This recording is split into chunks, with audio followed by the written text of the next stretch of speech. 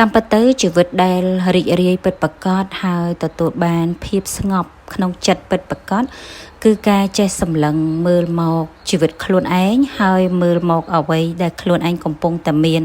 និងរៀនចេះស្រឡាញ់ពេញចិត្តជាមួយនឹងវាព្រោះអ្វីដែលយើងកំពុងតែមានអ្វីដែលយើងមានជាក់ស្ដែងនៅពេលនេះបើសិនជាយើងស្រឡាញ់ពេញចិត្តចំពោះវាគឺយើងនឹងអាចទទួលបាននៅអ្វីផ្សេងទៀតជាច្រើនដែលយើងប្រាថ្នាចង់បានហើយបើមែនទែនទៅយើងមិនចាំបាច់ត្រូវប្រាថ្នាឲ្យមានជីវិតដូចទៅនឹងនរណាម្នាក់នោះទេពីព្រោះអ្វីដែលយើងបានឃើញពីជីវិតរបស់នរណាម្នាក់ដែលគេបានបង្ហាញឲ្យយើងឃើញវាគឺជាផ្នែកម្ខាងប៉ុន្តែនៅផ្នែកម្ខាងទៀតយើងអត់ដឹងថា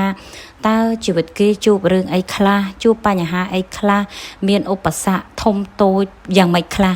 ព្រោះមនុស្សភាគច្រើនបង្ហាញឲ្យយើងឃើញនៅសមិទ្ធផលឬក៏បង្ហាញឲ្យយើងឃើញនៅចំណុចវិជ្ជមានបង្ហាញឲ្យយើងឃើញអ្វីល្អល្អក៏ប៉ុន្តែមានអ្វីជាច្រើនដែលគេអាចបានបង្ហាញឲ្យយើងឃើញដែលវានៅខាងក្រោយហ្នឹងណាគឺវាពោពេញទៅដោយការឈឺចាប់ពោពេញទៅដោយការឆ្លងកាត់ពោពេញទៅដោយឧបសគ្គជាច្រើនហើយបើសិនជាយើងបានដឹង